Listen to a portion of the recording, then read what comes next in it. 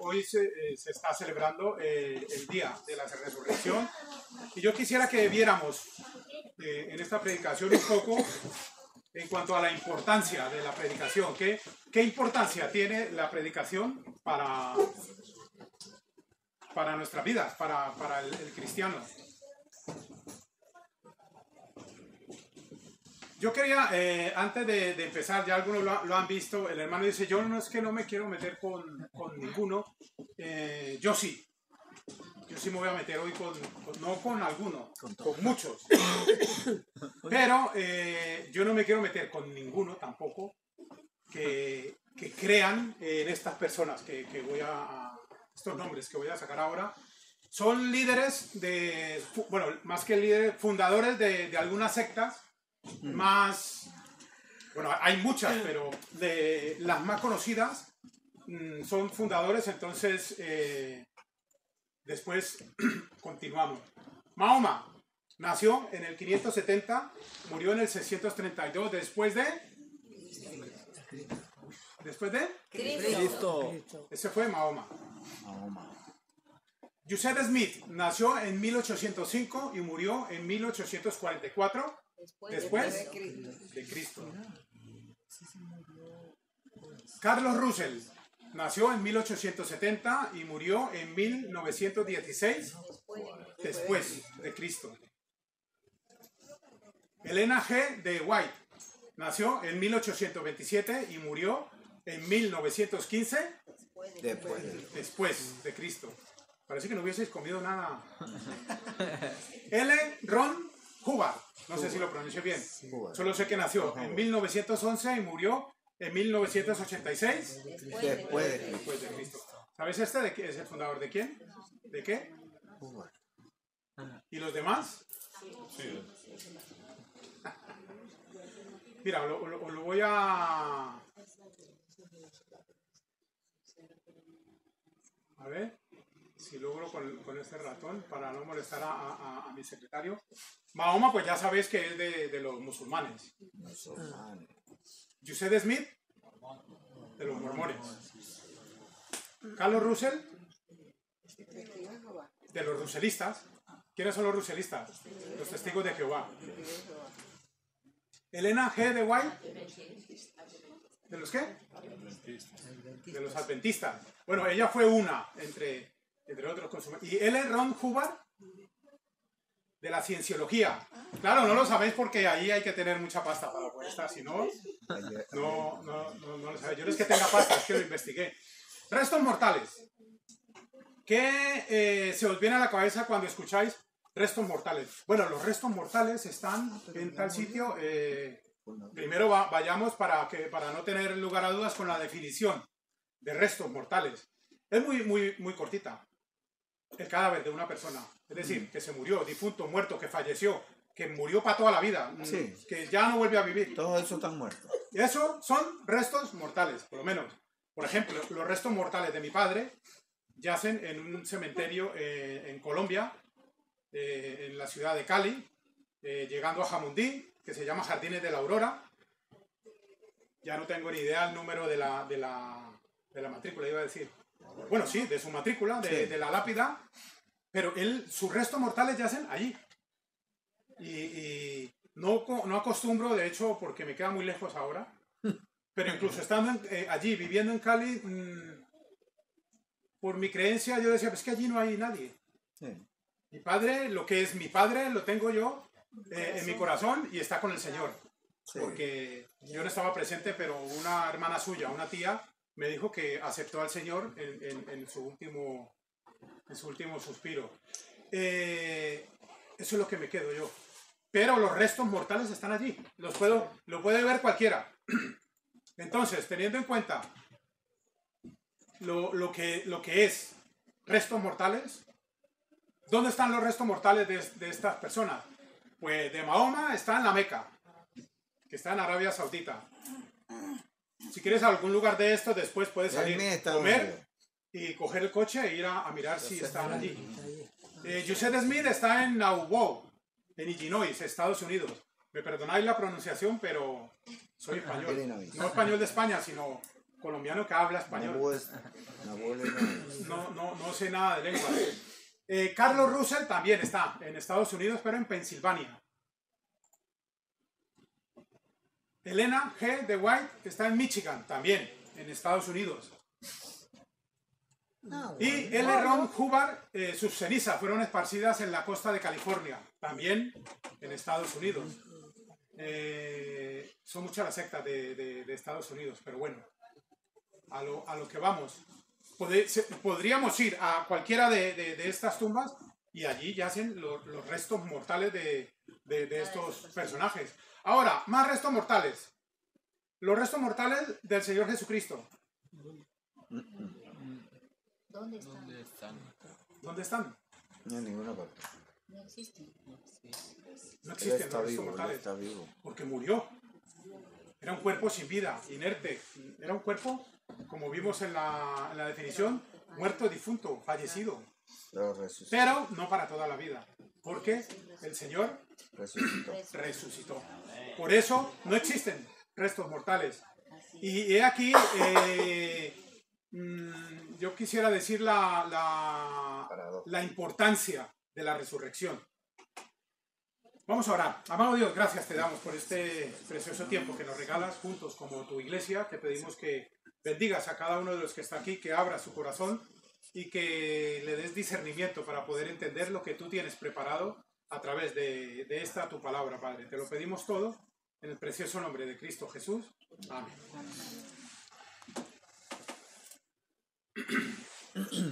Todo en cuanto a nuestra creencia como cristianos evangélicos, más que bautistas, yo siempre pongo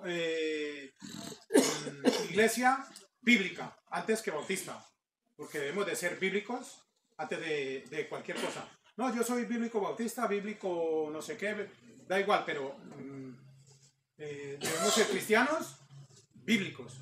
Esa es la palabra que tiene que seguir a tu nombre, a tu título como cristiano. ¿Por qué? Porque todo en cuanto gira en esta creencia de cristianos a través de los hechos del Señor Jesucristo, lógicamente, pero aún más, con mayor su culminación, es su resurrección.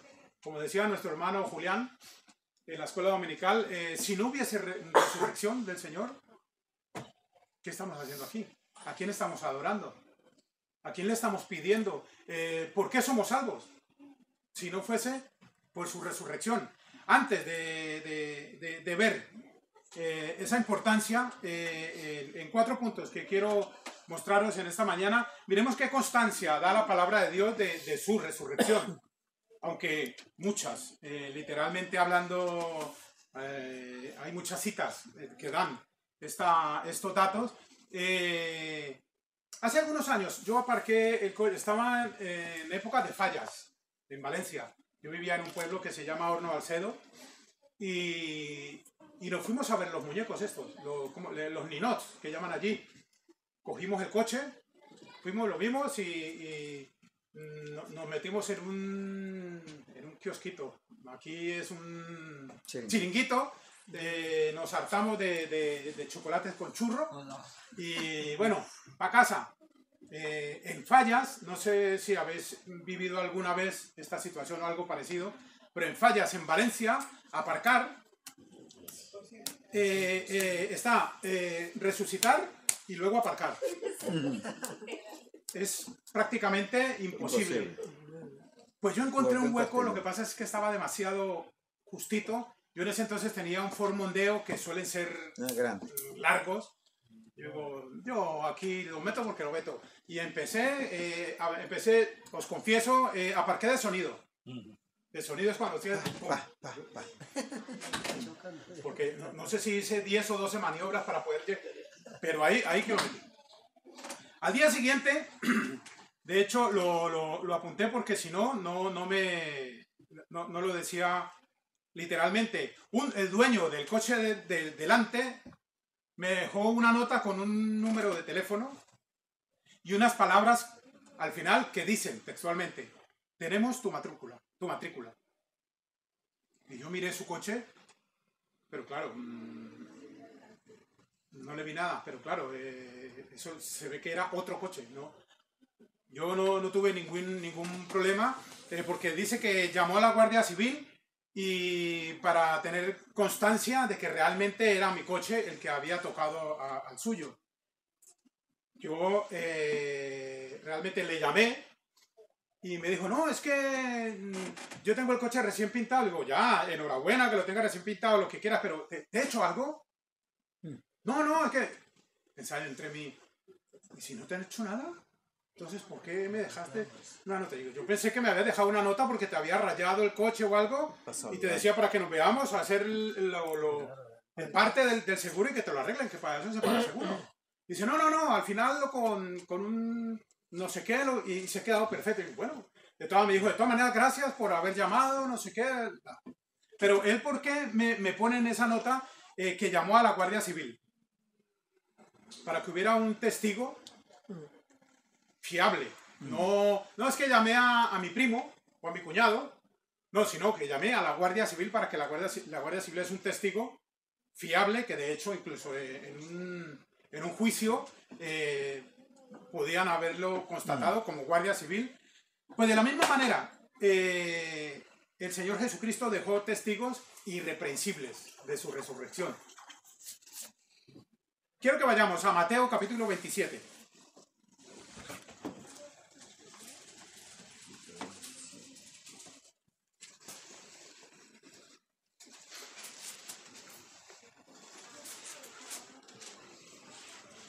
Mateo capítulo 27.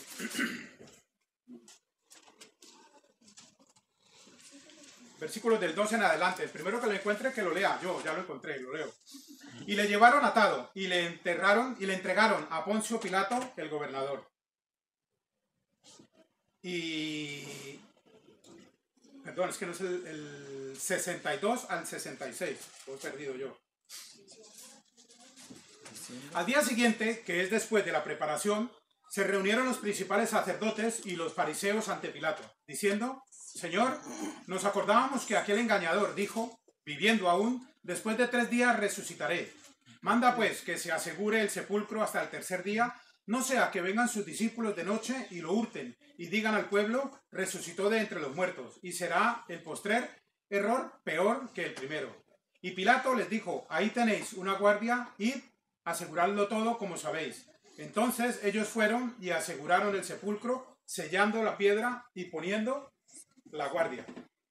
Es decir, que en esos tiempos de la muerte y resurrección del Señor Jesucristo, los soldados tenían una orden muy dada, y era que si alguno se les escapaba, un preso, ellos tenían que morir.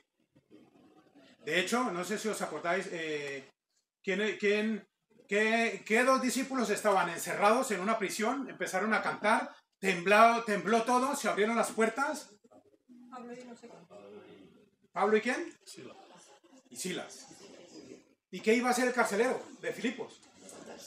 Sí, ¿y por qué se iba a matar? Pues por eso, porque él pensaba que se habían escapado. De hecho, la misma palabra nos dice que uno de los, no sé si fue Silas o Pablo le dijo, no te hagas daño, que estamos aquí, no nos hemos escapado. Esa es la prueba de que si se hubiesen escapado, ese hombre hubiese muerto. Pero todo lo contrario, en lugar de morir, lo que hizo fue vivir física y espiritualmente él y su familia, porque el relato nos dice que luego se bautizaron y creyeron en el Señor y se bautizaron. Pero bueno, ese era uno de los motivos por los cuales la muerte se les pagaba con la muerte si dejaban escapar a algún preso. Pero igual alguno dirá, pero si van a cuidar una tumba, ¿qué preso se va a escapar allí si está muerto? Pues precisamente, aún con mayor veraz, os lo digo. Mateo 28, bueno, estamos ahí en el 27, vamos al 28. Dice, pasado el día de reposo, al amanecer, el primer día de la semana, vinieron María Magdalena y la otra María a ver el sepulcro. Y hubo un gran terremoto, porque un ángel del Señor, descendiendo del cielo, y llegando removió la piedra que se sentó sobre ella. Su aspecto era como un relámpago y su vestido blanco como la nieve. Y de miedo de él, los guardas temblaron y se quedaron como muertos. Es decir, no sé si alguno, no sé qué reacción tiene alguno cuando se asusta, pero muchas personas, el porcentaje es muy alto, que cuando pasa un susto se quedan y ya como cuando que reaccionan ha pasado lo que ha pasado en ese, pero si estás en el peligro, ¿cómo no te quitas? Es que no pueden, se han quedado bloqueados, que dice, y te quedas allí. Mas el ángel, versículo 5, respondiendo dijo a las mujeres, no temáis vosotras, porque yo sé que buscáis a Jesús, el que fue crucificado. Pero el informe de la guardia, ¿cuál fue? No está aquí. A partir del versículo 11.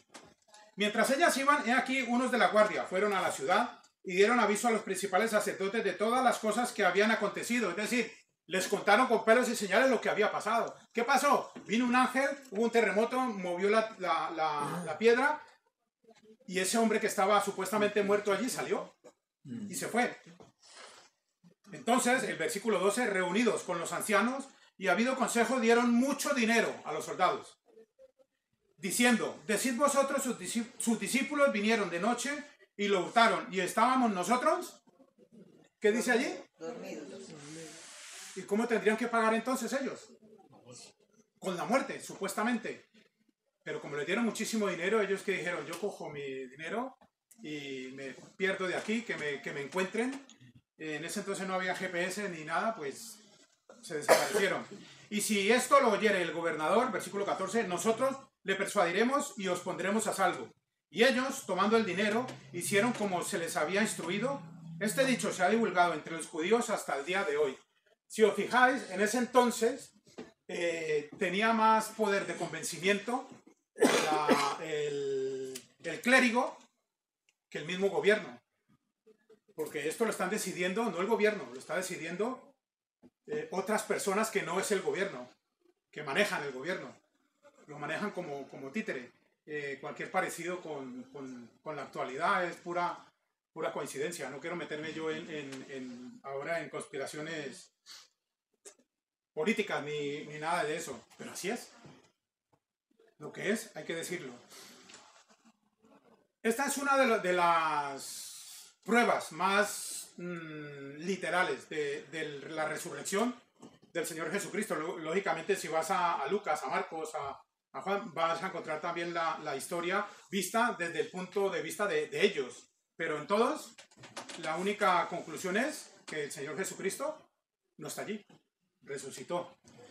Veamos por qué es importante la importancia de la resurrección. Es importante para su persona, como lo veis allí en Mateo capítulo 20.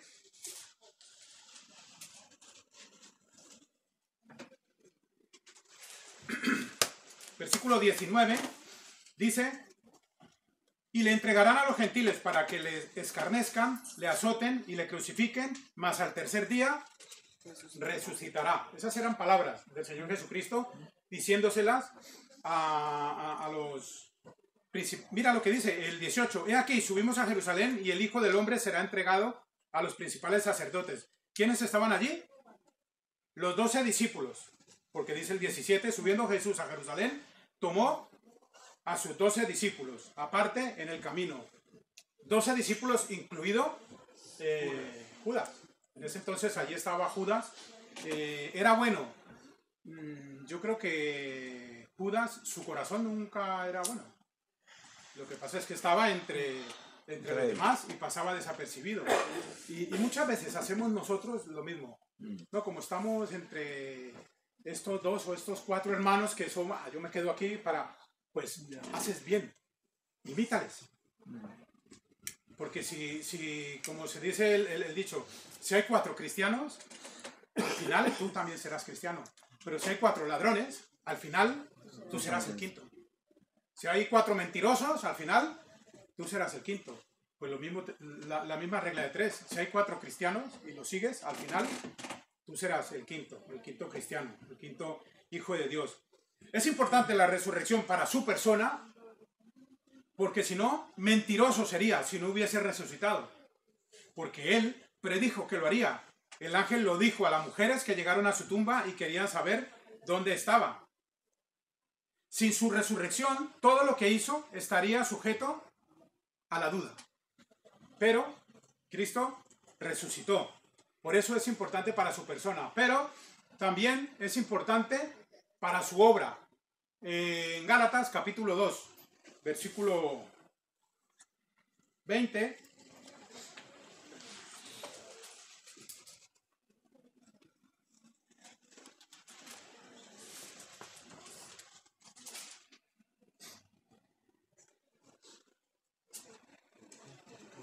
Dice la palabra: con Cristo estoy juntamente crucificado, y ya no vivo yo, mas vive Cristo en mí. Y lo que ahora vivo en la carne, lo vivo en la fe del Hijo de Dios, el cual me amó y se entregó a sí mismo por mí.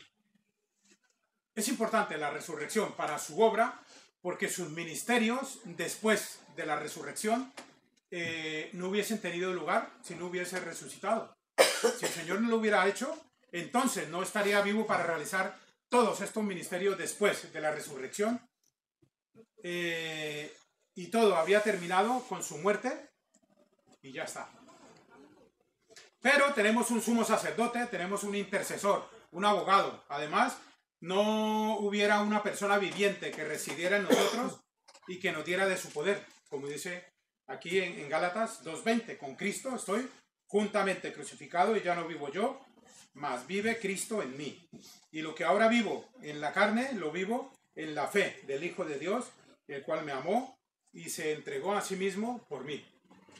La resurrección también es importante para el Evangelio.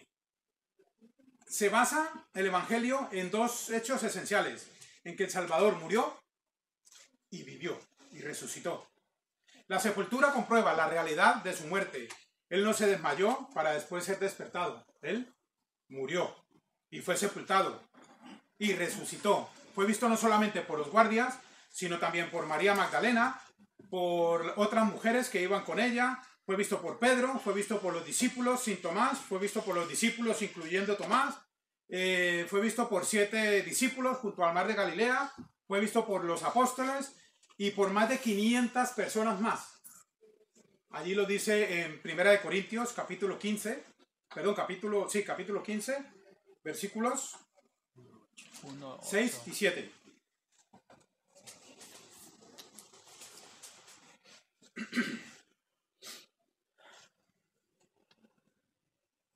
Bueno, leamos desde el 3. 1 Corintios 15, 3. Porque primeramente os he enseñado lo que asimismo recibí, que Cristo Jesús murió por nuestros pecados conforme a las Escrituras, y que fue sepultado, y que resucitó al tercer día conforme a las Escrituras, y que apareció a Cefas, y después a los 12. Después apareció a más de 500 hermanos a la vez, de los cuales muchos viven aún y otros ya duermen. Después apareció a Jacobo, después a todos los apóstoles, y al último de todos, como a un abortivo, me apareció a mí. Estos versículos prueban muchas cosas, entre ellas que el Señor Jesucristo tiene muchos testigos, o tuvo muchos testigos de su resurrección. Pero también, haciendo un paréntesis un poco, prueba que apóstoles bíblicos, que apóstoles, yo si quiero, el domingo que viene podéis entrar y en lugar de allí poner Iglesia Bíblica Bautista, puedo poner Iglesia del Apóstol Omar. ¿Quién me dice que no? Y llego aquí, me llamo apóstol y a partir de ahora ya nadie me dice pastor, sino apóstol, porque sí, porque hay así de sectas, bueno, de iglesias que llaman apóstol a los hombres. Y este es uno de los versículos controversiales que tumba esa teoría. ¿Por qué? Entre otros, uno de los requisitos para ser apóstol, ¿sabéis cuál era? Haber estado con el Señor Jesucristo en persona. Ahora, si yo me hago llamar apóstol porque he estado con el Señor Jesucristo en persona, es porque tengo más de 2000 años. Yo sé que aparento un poco menos, pero esta es una prueba de lo que se dice llamar apóstol.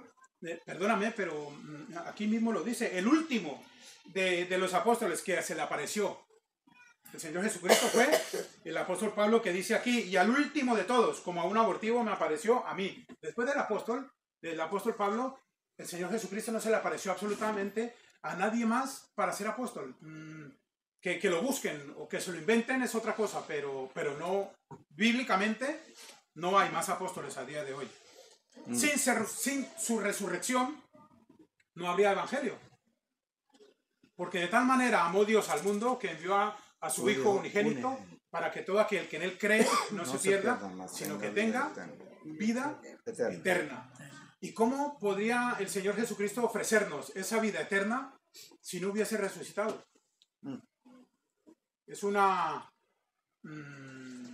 Sería una perdedera de tiempo el estar aquí, porque estaríamos adorando a alguien que murió y ya está, y ahí se quedó. Pero el Señor Jesucristo resucitó. Y tan importante es también la resurrección, que también para nosotros lo es. Mira lo que dice, seríamos testigos falsos. Porque testimonio falso sería el nuestro si no hubiera resucitado. A nuestra fe le faltaría, digamos, contenido, le faltaría significado, le faltaría base. Y nuestra expectativa del futuro, pues lógicamente carecería de esperanza, de todo sentido. Mira, 1 Corintios capítulo 15, donde estamos, versículos del 13 al 21, lo que nos dice. Porque si no hay resurrección de muertos, tampoco Cristo resucitó. Y si Cristo no resucitó, vana es entonces nuestra predicación, vana es también vuestra fe. Y somos hallados falsos testigos de Dios, porque hemos testificado de Dios que Él resucitó a Cristo, al cual nos resucitó, si en verdad los muertos no resucitan. Porque si los muertos no resucitan, tampoco Cristo resucitó. Y si Cristo no resucitó, vuestra fe es vana. Aún estáis en vuestros pecados. Entonces también los que durmieron en Cristo perecieron. Si en esta vida solamente esperamos en Cristo, somos los más dignos de conmiseración de todos los hombres. Pero, a partir del versículo 20 dice, mas ahora Cristo ha resucitado de los muertos, primicia de los que durmieron es hecho, porque por cuanto la muerte entró por un hombre, también por un hombre la resurrección de los muertos. El Señor Jesucristo es importante su resurrección para nosotros, porque si no seríamos testigos falsos. Y gloria a Dios por no solamente sacrificar a su Hijo amado, sino también por resucitarle y estar ahora en nosotros a través de su Santo Espíritu. Es curioso cómo a lo largo de la humanidad ha habido innumerables personajes que los empezamos a estudiarlos un poco y dices, este se lo está inventando. Porque claro, empiezas a mirar. Imaginaos que yo venga aquí y diga, el Señor Jesucristo, creemos en el Señor Jesucristo porque Él fue un profeta, pero es mucho más profeta Mahoma. Porque Mahoma escribió un libro y entonces nosotros nos aferramos más, cerramos la Biblia, la tiramos a un lado y nos aferramos más a ese libro. Entonces, a partir de allí tú ya tienes que estar diciendo, pero estás haciendo al lado la palabra de Dios. No es normal. O otra, no, hermanos, he tenido una revelación, un sueño. En este sueño yo soñando, que veía unas palabras escritas y no las entendía. Pero cogí un cristal que había allí en el sueño y a través de ese cristal entendía lo que decía. Y lo que decía era, bueno, no, aquí no lo dice, pero lo que decía era, y empieza a enseñar cosas. Ahí también tienes que estar diciendo, espera, ¿has echado del lado la palabra de Dios? Sí, porque yo ahora escribo un libro nuevo, un nuevo evangelio, porque así le llaman. Hay un versículo que dice el apóstol Pablo, si alguno enseña, ¿qué dice? Otro evangelio, sea anatema, sea maldito. Y a esta gente no se le ocurrió otra idea que poner otro evangelio. Pero por lo menos léete el verdadero y a ver si así puedes engañar un poco más. Pues crearon ese libro y de ese libro es que ellos se seguían. La Biblia, sí, pero el libro del Mormón, espérate, vamos a coger el libro que escribió, que ese es el que seguimos. Están dejando aparte la palabra de Dios. Sí, sí.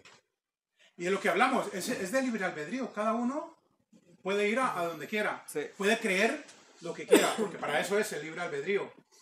Pero la persona que haga a un lado la palabra de Dios para empezar a decir cosas que yo pienso, yo creo, a mí me parece, yo interpreto, pastor, pero allí no dice, pero da igual, pero es una secta, hermano. Claro. Lo siento, donde normalmente vayas, si es aquí, tendrás que investigarlo. Porque yo siempre digo lo mismo, esta iglesia bíblica bautista de Villarreal no salva. Pero es que la iglesia de los mormones tampoco, y la de los pentecostales tampoco, y la iglesia católica menos, y los helenistas menos, y los mahometanos, aquí nos ponemos a... Ninguna salva, ninguna. Única y exclusivamente salva el creer en que Cristo Jesús vino y se entregó en mi lugar. Y si el Señor Jesucristo se entregó en mi lugar y yo acepto ese hecho, le pido perdón, a partir de allí soy hijo de Dios. Empieza a morar el Espíritu Santo en mí y lo menos que puedo hacer es empezar a estudiar la palabra de Dios. Empezar a leer, empezar a entender lo que Dios quiere a través de su palabra decirnos. Pero si yo creo en el Señor, pero empiezo a decir, pues mira, este versículo no me gusta, lo quitamos de aquí. Este tampoco me gusta, lo quitamos de aquí. Porque tristemente muchos hacen eso. Están leyendo la Biblia y dicen, mira, este versículo no. Esto no. Mira, este tampoco. No os preocupéis, es una hoja cualquiera. Voy a rasgar yo mi Biblia, por favor. Pero muchos literalmente hacen eso. Que ese versículo que dice, yo qué sé, que me compromete en lo que a mí no me gusta, me salto la hoja o la arranco. No, ese no. Vamos a poner en práctica lo que verdaderamente. El Señor Jesucristo es hijo de Dios. Y hay un versículo que lo comprueba, que lo dice literalmente. Pues hay otros que no creen en que Jesucristo es hijo de Dios y ese versículo lo han modificado. Y no habla de Jesucristo como hijo de Dios. Yo dije que me iba a meter con muchas sectas hoy y esos son los testigos de Jehová. Ellos hay un versículo que habla que el Señor Jesucristo es Dios.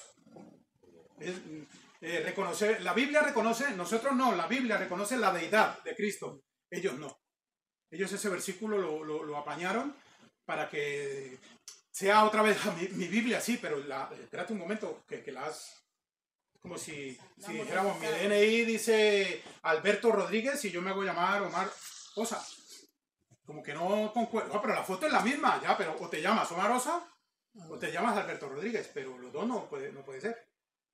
Y es lo que pasa, hermano. Muchas veces decimos, soy cristiano, amo a mi Jesús, quiero seguirle, pero con tu modo de vida somos otros. Es que me da rabia, es que me da ansiedad. Esos son los términos modernos de hoy en día, ¿no? La ansiedad, la depresión. Es que si yo hablara aquí de algo que por lo que no he pasado, estaría hablando de algo que no tengo ni idea lo que es. Pero yo una vez entendí el Señor por qué me estaba poniendo a pasar por tantas y tantas y tantas cosas, que yo una vez me senté al Señor y le dije, Señor, tan malo soy comparado con los demás, que eso no debo hacerlo, lo reconozco. Pero hubo una ocasión que dije, tan malo soy que me pasa todo a mí. Hasta que un día una hermana me dijo, el Señor os tiene preparados a vosotros, vaya ministerio que os tendrá preparado, porque de la manera como se está amoldando. Y claro, cuando dijo eso, digo, esta hermana, voy a orar por esta hermana porque está loca. No lo entendía. Pero una vez el Señor me llamó a su ministerio, una vez me tiene aquí puesto, aquí es donde yo entiendo, tenía razón esa hermana. Mira, no, yo hace algunos años, tenía 17 años y tuve un accidente en la rodilla. Me sacaron la rótula, se rompió y me unieron los tendones de arriba con los de abajo y a mí me quedó la pierna totalmente rígida. Me dijeron que no volvería a caminar normal, no podía volver a jugar fútbol, no podía volver a montar en bici, no podía jugar baloncesto, que eran mis pasiones. Y yo a los mes y medio, 2 meses, ya estaba otra vez jugando baloncesto, montando bici, corriendo, jugando fútbol. ¡Buah, la juventud! Bien. Pero es que ahora, cuando me llegaron los 50 y tantos, la rodilla me dice, oye, ven acá una cosa. ¿Tú te acuerdas una vez que algún médico en el pasado te dijo de que ibas a quedar caminando casi bien? Pues ahora es cuando hay que cumplirlo. Y hoy en día ya quisiera yo correr, ya quisiera yo montar en bici, ya quisiera yo jugar fútbol con mi hijo, jugar al baloncesto, no puedo, porque la rodilla ya me está cobrando lo que no debía hacer hace 37 años atrás, porque me fui en una moto como loco, sin carnet de conducir, lloviendo, a toda velocidad en esa moto y claro, cuando se me atravesó el autobús y me estampé contra él y la rodilla literalmente explotó, porque quedó así. Yo no lo entendía, pero hoy en día cuando siento el dolor que la rodilla me dice, acuérdate, todos los días me dice, acuérdate, de ese entonces. Entonces, ¿qué hago yo en ese momento? ¿Me deprimo? ¿Me da ansiedad? ¿Me da depresión? Sí, es lo primero que la mente te dice. Mira, todos caminando bien y yo no puedo bajar unas escaleras, no las puedo bajar bien. Estoy en la cama acostado, para estirar la pierna me tengo que ayudar con la otra porque me duele. Qué desgraciado que soy, es que no quiero salir, no quiero... Acéptalo, fue algo de tu juventud que no debiste hacer y que ahora estás pagando. Pastor, es que yo no he hecho nada y estoy con esta enfermedad. Hermano o hermana, aférrate al Señor. Él sí que sabe lo que te está pasando. Yo no lo sé. Y te aseguro que ni tú tampoco. Que muchas veces nosotros mismos ni siquiera sabemos, bueno, ¿y por qué me está pasando lo que me está pasando? Pues tú pásalo de la mejor manera posible, aferrado al Señor, que un poco más adelante vas a mirar atrás y vas a decir, ahora entiendo por qué me pasaba eso. Pero debemos de estar intentando estar siempre, no alegres o contentos, pero sí gozosos. Cuando tú estás gozoso, la demás gente parece que te diga que estás alegre. Pero no, yo tengo mis problemas, mis dolores, mis dificultades, pero estoy gozoso, porque yo todo esto lo entrego en el Señor. Y entonces es cuando recibo esa paz que no entiendo. Esa paz que sobrepasa todo entendimiento, como dice la palabra, literalmente, y tengo paz. Y al tener paz, ¿qué tengo? Gozo. Y estoy gozoso. Pero los problemas que tienes, ¿quién no tiene problemas? ¿Todos? O levanta la mano alguno que no tenga problemas, que me diga, no, pastor, yo tengo el don de no tener problemas. Todos tenemos problemas. Todos o tenemos problemas familiares, o tenemos problemas económicos, o problemas físicos. Son las 3 clases de problemas. Y algunos los tenemos los 3. Pero aquí estamos. Queriendo alabar al Señor con nuestras dificultades, nuestros problemas familiares, nuestros problemas económicos, nuestros problemas de salud. Aquí estamos. Porque después de los 50, el que diga que no le duele ni un pelo, a ti no te duele nada, ¿no, hermano? Hermano Julián, no le duele nada. No. Pero aquí estamos. Cada uno tenemos que vivir con nuestros problemas y aquí estamos. No, es que nada, es que los problemas que tengo yo de salud son mis problemas de salud que se los he dado al Señor. Y hasta que reviente la rodilla, voy a seguir pidiendo. Y cuando reviente ya el Señor verá lo que hace conmigo. Pero lo que tenemos que hacer es alabar al Señor, porque el Señor no se quedó muerto, sino que resucitó. Y como resucitó, podemos confiar en Él, que puede hacer lo que sea. Imaginaos Dios con ese tremendo poder que resucitó a su Hijo. Siempre comparamos el poder de Dios con que Moisés abrió el mar, pasaron en seco, con que paró un río y pasaron en seco. Uno dice, qué poder. Pero más poder que resucitar a una persona y ascenderla al cielo, Yo no sé vosotros, pero yo no veo un poder más grande que ese. Y si mi Dios, al cual yo adoro, ha utilizado ese poder para con su Hijo, ¿tú crees que se va a quedar corto para algo que quiera hacer en mí? Entonces debemos de confiar en ellos. La humanidad se partió en dos. Cuando el Señor Jesucristo murió, resucitó y ascendió al cielo. De hecho, tanto se partió en dos que, bueno, eso ya lo dije, Cristo resucitó y vive para siempre. Tanto hizo el Señor al resucitar y vivir, que por eso estamos confiando hoy en día en Él. Y ese poder de Dios, tenemos el libre albedrío de creerlo y confiar en ese poder. Bueno, Sí. ¿tú tienes el poder? Para nada. Pero todo lo que has hecho es que Dios es el que está obrando en lo que yo puedo hacer. Porque sin el Señor, lo que he hecho, yo ya te digo que yo no lo sabía.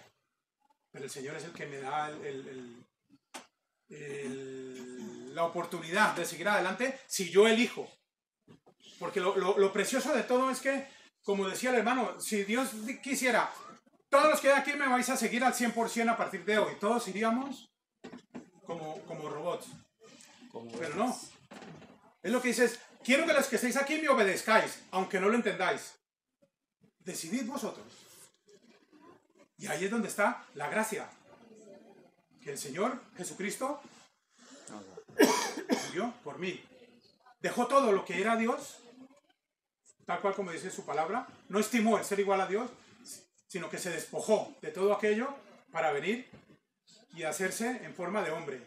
Y además de hombre, en forma de siervo. Y morir, y no morir de una manera cualquiera, sino de la peor muerte que había en ese entonces, que era crucificado. Y todo eso por amor A nosotros. y por amor a ti. ¿Quién soy yo o quién eres tú para no aceptar que el Señor Jesucristo vino, murió y resucitó por ti y por mí? Es tanto el poder en el mundo que ha hecho el Señor Jesucristo, que a partir de ese día quedaron las generaciones partidas. Porque como decía al principio, os recalcaba al principio,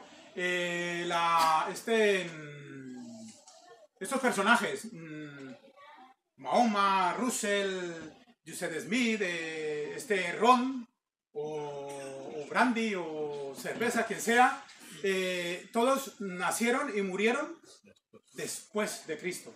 Es decir, hubo un antes y un después en la vida.